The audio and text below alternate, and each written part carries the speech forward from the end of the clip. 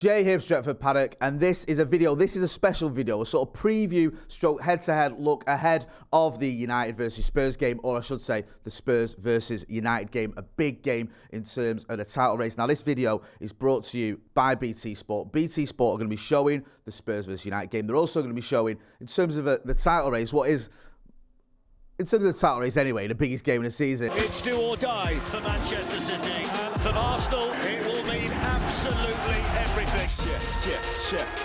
It's Manchester City versus Arsenal on BT Sport. The stage has never been bigger. What a game. So they're both on BT Sport. There's a link in the description. Go and check that out.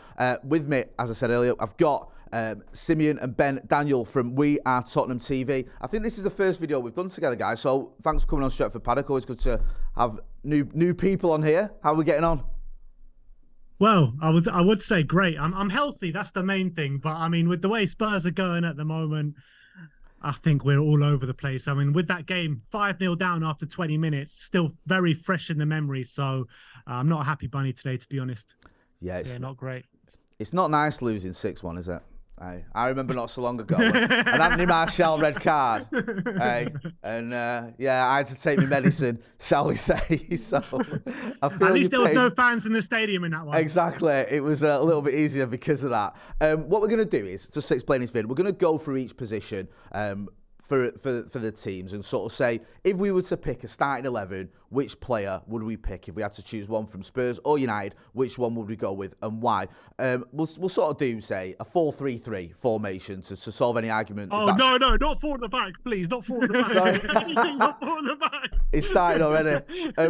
Can we work around that? Can we maybe find a way that'll work? Yeah, it'll be all right. We'll go through each position. We can make our cases to why it should be the United or a Spurs player. We may agree on some of them. We may disagree on a few of them. I'm guessing that some may be easy, like the number 9 position. That might be centre forward. There may be a few, though, that aren't so sort of cut and dried. We'll start at the back. Hugo Lloris or David De Gea? I mean, I'm going to be honest with you.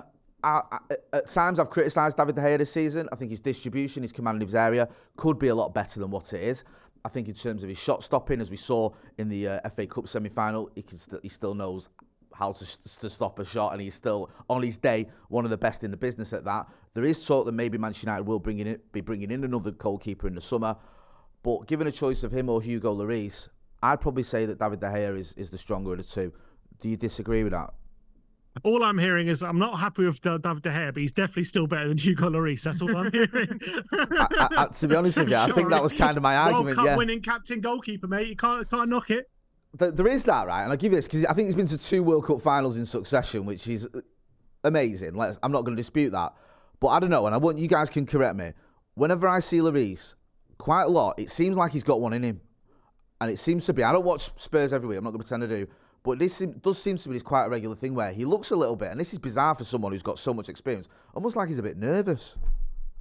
You know what? I would actually disagree with that. You say it looks like Hugo Lloris has got one in him. I'd say he's got many more than one in him at the moment, to be honest. I think, look, Hugo is not having a good season at all. You can see the rapid decline of the goalkeeper, unfortunately. I would say that De Gea, you're also seeing decline in De Gea, but I think the decline in Hugo Lloris is a lot more rapid than it is in David De Gea. So, unfortunately, as much as I want to sit here and argue Hugo Lloris's case, I'm going to have to side with David De Gea for me. I think we can settle on De Gea has 1 in him, but Lloris has about 3 in him each game. That's it. I mean, what has happened here? A few years ago, these two guys would have been, one had just won a World Cup. One was arguably, the best player or the best goalkeeper in the Premier League, winning, Player of the Year awards and all sorts, certainly at Manchester United. And now it's been a bit of a fall from grace. But yeah, while we're agreeing, we'll move on. The right back position. To be honest with you, it's a bit confusing at Manchester United at the minute, because sometimes it's Diogo Dalot, sometimes it's Aaron Wan-Bissaka. Of late, it's been more Wan-Bissaka. I'm going to go with Aaron Wan-Bissaka. Now, I think you guys have got Pedro Porro. Is that right at right back? Is he your preferred choice at the minute, or is there someone else? He is. I mean, we got Emerson Royale as well, but he's been out injured for a little bit. I mean, he has improved a lot, Emerson Royale, this season with his defensive game, definitely very strong. I mean, it's an interesting one with Pedro Porro and Wan-Bissaka, because I feel like what Wan-Bissaka is weak at, Pedro Porro is really strong at, and what Pedro Porro's strong at, Aaron Bissaka is really weak at. So, I mean, his one-on-one defending Aaron Wan-Bissaka is unbelievable, and he's a really good defensive right back. And Pedro Porro, defensively, he is absolutely shocking, but he's really good going forward. So it depends like which one you want to take. I think right now in the Premier League, I think I would probably slightly just favour Aaron Wan-Bissaka, but I think in future years to come, you could be looking at Pedro Porro as one of the leading right wing backs in the Premier League. Yeah, I do feel sorry a little bit for Pedro Porro. Sorry, he did get a lot of stick when he first arrived, and I've seen him struggle a little bit. But I will say this about Wan-Bissaka. I understand your point. Defensively, there's not really an issue there going forward. He is sometimes a little bit questionable, but I think sometimes his attacking prowess, if you can call it that, is the lack of it. Sorry, is overstated because he can actually be quite decent going forward. We've seen him in games where he carries the ball quite well, but it's not his strong point. I'm not going to argue that it is. And whilst we're agreeing, we'll move on because, you know, take these little victories where you can get them. If we move over to the other side, if we go to the left-back position, for me, you know, our starting left-back is Luke Shaw. And I think I don't need to go too much into Luke Shaw. I'm sure you guys are aware sort of the season he's having and how he's sort of recovered from the lacklustre season he had last season under Ralph Rangnick to find his form, re-find his form under Erik ten Hag. Now, again, I'm always a bit confused with Spurs as to who your actual first choice left back is. Is it even Perisic, or is there someone else who's getting the nod ahead of him? Yeah, it's Perisic right now. Sessegnon competes with him, but he's injured, so he's been injured for many months, and Perisic has pretty much carried the can. So Perisic is our number one right now. I'm going to put it out there, and I'm going to say that if he had to choose between the two, I think it's, for me, a bit of a no-brainer. Luke Shaw's just one of the best left-backs in the league. I don't know if you can say that about Perisic. Would you disagree? Luke Shaw, Man United fans seem to have a real love-hate relationship, I feel, with Luke Shaw. Sometimes he's like, you want to get rid, he's the worst thing ever, and then all of a sudden he turns into has good form, and he's the best thing ever, and like he's really good. It's an interesting one with Luke Shaw, but Perisic at the moment, he's 34 years of age. His form since the World Cup, like his form at the beginning of the season was pretty decent. I think overall, like if you look at his numbers, I think he's got 1 goal and 12 assists, and like that's a pretty good numbers for an attacking wing-back, but the guy's 34, he's an absolute defensive liability. He's a winger who's been converted to a wing back. He's not a fullback whatsoever. When he's asked to defend, more often than not, he really gets torn to shreds, especially against good teams. And I would say going forward, I would rather have Perisic putting in a cross than Shaw, but Shaw is still good going forward, and he's much more complete footballer, and especially at this age. Maybe a few years ago it could be in a different story, but Perisic he's over the hill. I think at this point you got to say at 34. I mean, we're struggling to get any Spurs players in this at the moment. But I can't defend Perisic. This is the easiest one I could have imagined. This, I hope it carries on like this. We'll be done in 2 minutes. I will say this: I feel sorry for Jose Mourinho because he loved Perisic. He wanted him at Manchester United. He was a target of ours, sort of. I'll say every season. The 2 seasons that Jose was there, we didn't get him, obviously, and he does end up at Spurs. But obviously, after Jose is gone, and like you say, you know, he's 34 now. He was a very good winger at Inter. But yeah, I can understand why Luke Shaw would be the preferred choice. Moving into the centre back positions, then we'll start on the left hand side of centre back. For us, it would have been Lisandro Martinez, but he's injured. And also, you could argue that Luke Shaw plays there, but I've put him at left back, so I'm going to go with Harry Maguire. Oh, we might get one in here. This is maybe giving you a bit of a lifeline. Left centre back. Yeah. I'm going to put Ben Davies or Clement Longley, maybe. Because a lot of United fans screaming right now, going, "What are you doing? It won't be Maguire. It'll be Luke Shaw at left centre back, and it'll be Diogo Dalot at left back. What's going on here?" But in the interest of fairness, we'll go with our £80 million club captain. I'll put him in there on the left-hand side defence where he has played, I think, over 100 games there for Manchester United. Who are you going to choose to go up against him? I don't know if we... Well, look, in a back 4 we played yesterday, Eric Dyer played on the left, but usually in a back 3 it's either Ben Davies or Clement Longley on the left of a back 3. So I guess we can either choose... Sneaky tactics. Ben Davies is injured, right? Well, he's actually on the bench, wasn't he? He was on the bench, So maybe we should put Ben Davies because he's probably the best defender out of the 3. Right. Yeah, essentially. We're trying our best to keep Eric Dyer out of consideration, essentially. Okay, fair enough. I'll make this easy then. If Harry Maguire was available, would you have him over Ben Davies? Oof. I wouldn't have him over Ben Davies, but I'd have him over Eric Dyer in the middle. In a back four, I think Maguire plays over In Davies. a back four, yes, but in a back three, no. Right. I mean, it's a difficult one because all our players are so like particular with their systems that they have to play. Yeah. I mean, I just can't for the life of me say that I want Harry Maguire in a Tottenham team. That's the honest truth of it. I'd say I might be wrong, but stranger things have happened, you know. You be careful. I said in January I wanted Maguire at Tottenham. I said put in a sneaky loan bid. I would have taken him. I would have taken him. I think he could have done a right in a back three. I could see Harry Maguire at Tottenham, but I might be completely wrong, and you guys might not want him. But I think there's a career after Manchester United for Harry Maguire. I'm sure you can, mate. Yeah. I'm sure you can. You want to give us the 80 million we paid for him as well? That'd be more than great. Well, listen, I'm happy if you guys want to pick Ben Davies. Pay us to take him. Yeah, we'll put him in there. Right. We'll put him in there. Listen. In all seriousness, I like Maguire, and I think he's been a little bit hard done by some of the criticism. But we're coming off the back of an awful performance against Sevilla. He's not having a great season, and I think he doesn't help himself at times with some of his comments and some of the actions he does, the fingers in the ears when he scored for England and stuff like that. I think it can be a little bit off-putting. So yeah, he's got a lot to do to rebuild his bridges with Manchester United fans, and I think he's going to end up leaving in the summer. But we've got a lot of games coming thick and fast with injuries. There's a chance that he could go out on a high, but yeah, I understand why. There's probably a lot of United fans who'd rather have Ben Davies in the team ahead of Harry Maguire. On to the right-hand side of back four. He's not fit at the minute, but there is talk of him coming back before the end of the season, and that's Raphael Varane. But in terms of who's available now, I'll go with Victor Lindelof because Raphael Varane isn't going to be available anytime soon. He's certainly not going to be available for the Spurs game. I'll go with Victor Lindelof. Had a very, very good game in the FA Cup semi-final against Brighton. Who would be, if you had to have a back four, who would be your choice on the right-hand side?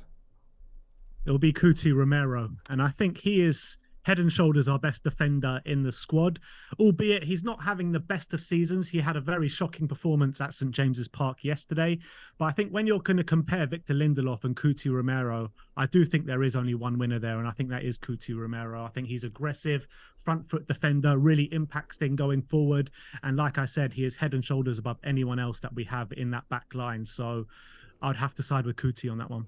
I think one sort of reason why I can kind of agree with what you're saying is that whilst I think Victor Lindelof again can be unfairly criticised, he doesn't usually get into the Manchester United side. He is probably our third or fourth choice centre back, and whilst he did play very well in that semi-final, he's not a regular in the way that Romero is in the Premier League. And I think that Lindelof, on his day, is a very, very good defender, but he relies on having a very strong left-sided centre-back next to him. And sometimes when it's Maguire, for example, he can struggle a little bit. So, yeah, I'll give you that one. It's evening this up a little bit nicely as well, so it's not all... How have we got two centre-backs in? Yeah, I have no idea. I'm probably being a bit too kind here. I'm probably going to get like a lot of comments. You've got the most clean sheets in the league, and we have two centre-backs. I don't know how we've done that. Yeah, listen. I'll take my beatings in the comments from United fans who'll be getting at me now. I'm going to put it down to injuries. Our two main centre-backs are injured, so... Yeah, that's fair. That has helped out a little bit. Moving into midfield then, we've got a midfield three. I'll start with a sort of a DM. For me, I think this is open and shut. I'm going to go with Casemiro. I think he's up there as one of the best defensive midfielders on the planet. I think whilst he does have some issues around his suspensions, I think he's missed 8 games through suspension so far this season. When he plays, he's superb. He's excellent. And I've actually been surprised at how good he's been for Manchester United. I know he won 5 Champions Leagues at Real Madrid, so that might sound a little bit daft, but I didn't watch him week in, week out at Real Madrid. I do watch him week in, week out at Manchester United, and he's just a fantastic midfielder. I mean, if you've got someone in there that you would rather see in defensive midfield... You can have 5-time winner, Champions League winner, Casemiro, all you like, but nothing beats a local boy like Ollie Skip. That's what I would say. He's got passion, he's got fight, he never stops running. He wears his badge, wears his heart on his sleeve. The man is, I don't think he's ever going to win 5 Champions Leagues, but I don't think he's ever going to be better. At least he's never suspended, and we can actually play him every game. Exactly, he's available. How about that? He's available every game. Well, you've got that one. I'll give you that. 5 Champions Leagues over someone who isn't suspended quite a lot. So that is relatively even there, but I think we're edging towards Casemiro there on that one. Just about shade it. Alongside Casemiro in our midfield, when we do play a midfield three, which tends what we do, it's usually Bruno Fernandes. He's our captain when Harry Maguire doesn't play, so he's usually our captain.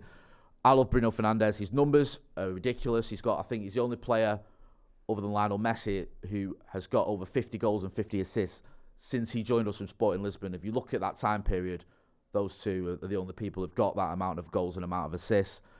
He never stops running. He's just sort of box to box. And in terms of, you look at how many minutes he plays, he's the opposite of Casemiro. He's very rarely suspended. The game against Sevilla was one of the first times he missed a game, and he never misses games through injury. He's just a bit of a phenomenon when it comes to his numbers and also his appearances and his work rate and the performances he puts in. I just think he's our best signing post for Alex Ferguson.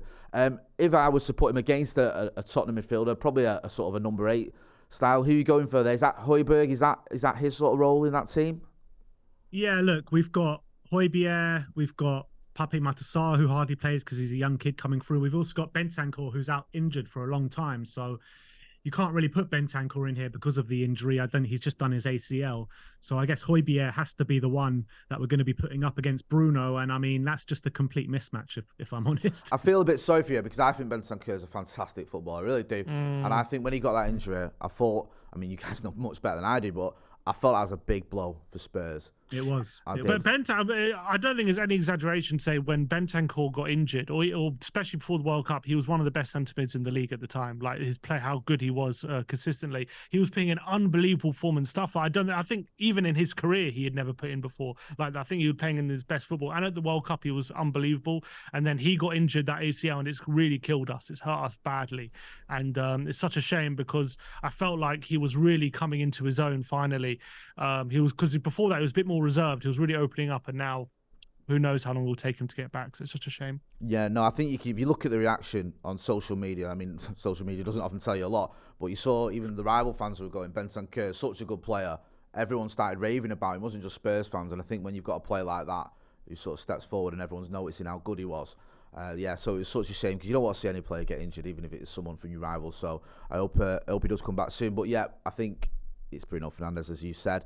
The next midfield position is someone you guys know only too well, Christian Eriksen. Got him on a free transfer. He was at Brentford last season. Again, in a similar way to Casemiro, when we got Eriksen, I was pleased because I thought he was a very good midfielder. I didn't expect him to start every game. I didn't expect him to play as much as he has done. And I didn't expect him to be as good as he has been until he got injured. I think there was only Kevin De Bruyne who had more Premier League assists than him. He's the sort of guy who almost makes our midfield tick. And he didn't have the greatest game in the semi-final. It's probably one of his worst games for Manchester United. But on the whole, he's been a great acquisition. And the fact we got him on a free is mind-boggling because Manchester United never do good business usually. If it was going to be someone from the Spurs side, who would be in the team potentially challenging Christian Eriksen for that spot? We don't have any other. We don't have one. We don't have one. The only one we can put up against him is Pape Matar, to be honest, in a midfield. And look, we're Christian Eriksen. He is an unbelievable football player, and I am not surprised at all how well he's doing at Manchester United. I was banging on the Christian Eriksen drum during the summer, wanting Spurs to bring him back through the door on a free transfer. I thought he was like one of the missing pieces that we really needed in our puzzle, especially with the creative work that he does do. So I'm a massive fan of Christian Eriksen, and yeah, he definitely gets in this team. He's one of those players you don't really realise how good he is until he plays for your team. It's not just like the highlight reels on Match of the Day, which he also shines at as well. But it's just the little things during the game, which I'm sure you appreciate now that you have him. Yeah, you've hit the nail on the head there. It's the little things. And there was a time early on in the season where we were so reliant on him.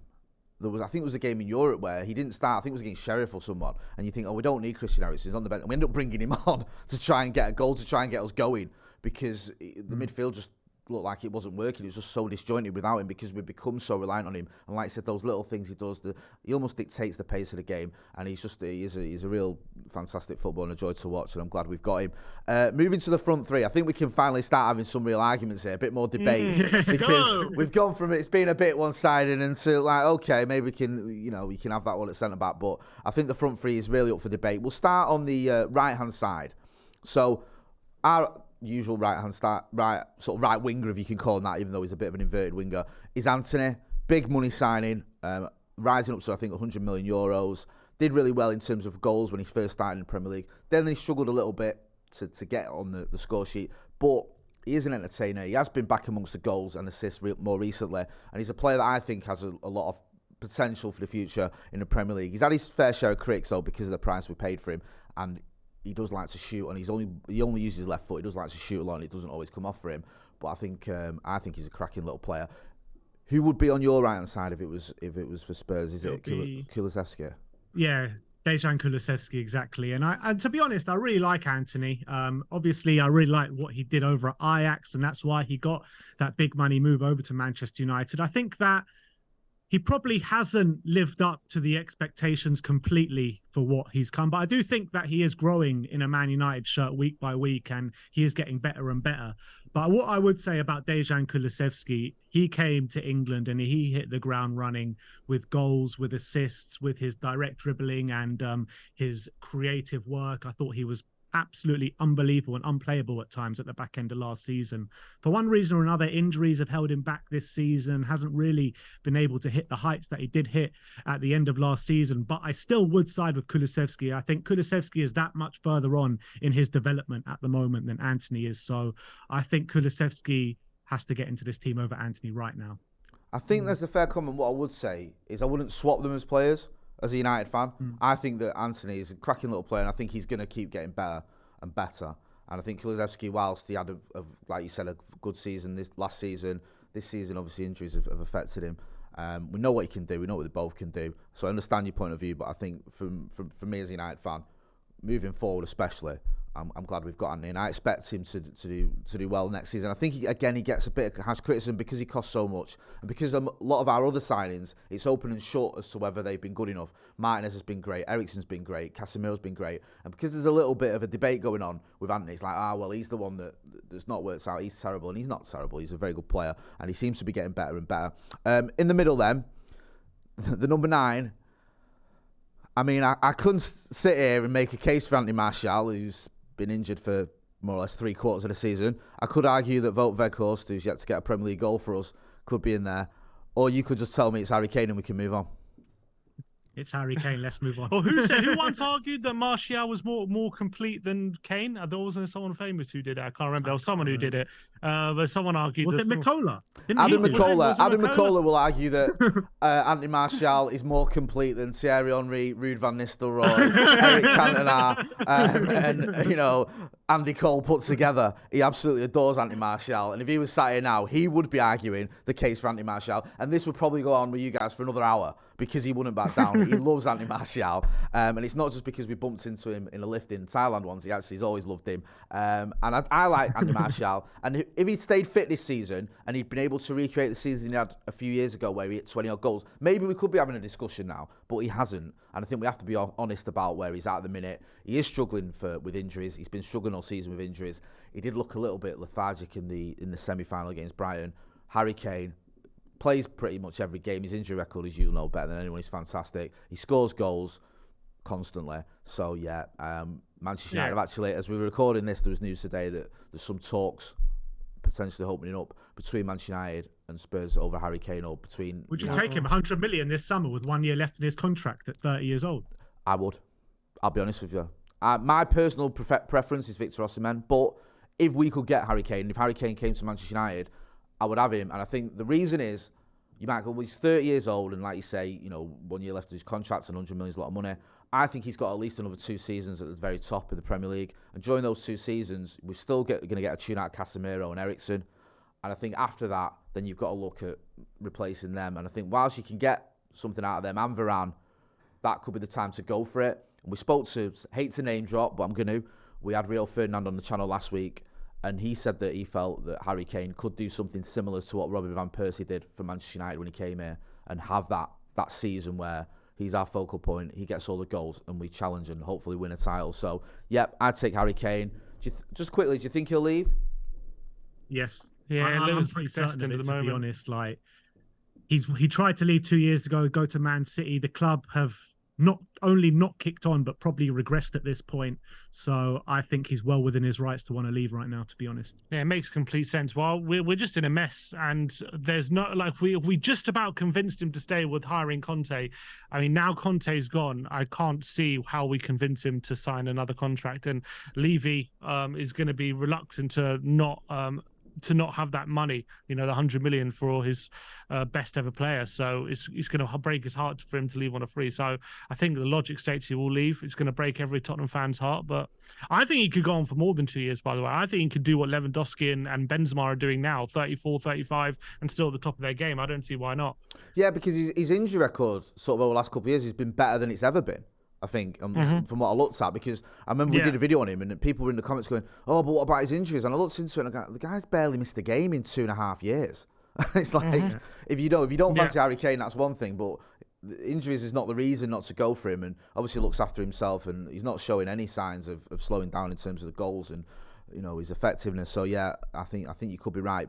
The left-hand side, Heung-min Son, it's a strange one, this, or Marcus Rashford. Last season, a lot of United fans would have taken Son. They would have had him over Rashford. Rashford was having a pretty poor season last season, but that isn't what you'd expect from Marcus Rashford. He's a very good footballer, and he's shown that season in, season out. That was a bit of a one-off. This season, he's been playing as well as he's ever played, I think, in a Manchester United shirt. And Son seems to have dropped off a bit. So I'm looking at it, and I'm personally going, for me, the season they're both having, I'd have to go with Rashford. Yeah, I mean, look, it's hard to argue that, but Sonny is obviously a world-class player. He's proved it year on, year out for Tottenham Hotspur. This one does seem an exception to the rule, but also he is aging a little bit, hitting 30 years old.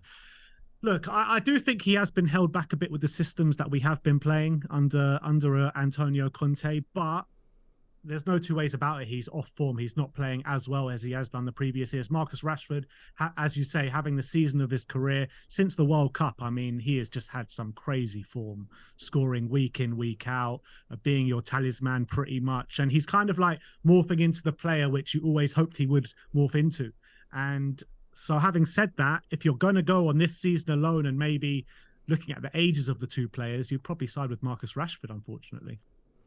For now, okay. We'll see how it pans out. But For now. Yeah, there's obviously, we've gone through the team there. We've looked at each position, and as it stands at the minute, with players that are available, you'd say United have more players that are sort of stronger in their position than Spurs do. But you can take solace from the fact that Manchester United's away record this season has been abysmal when it comes to the top 9 teams. We've lost to all the top teams, and on a few occasions we've lost by heavy scorelines. Just quickly, just ask you, how confident are you going into this game? Because it is obviously a massive one in terms of the top 4 race. United do have that poor away record against the top teams, but I felt Old Trafford against Spurs, that was one of our best performances in a long time. Yeah, I would love to say this is a massive game in the top 4 race, but I just don't think it is anymore, because I think Tottenham are well out of it. I'm not going to lie. Since we've sacked Conte, it's gone from bad to worse, to be honest, and the performances have regressed.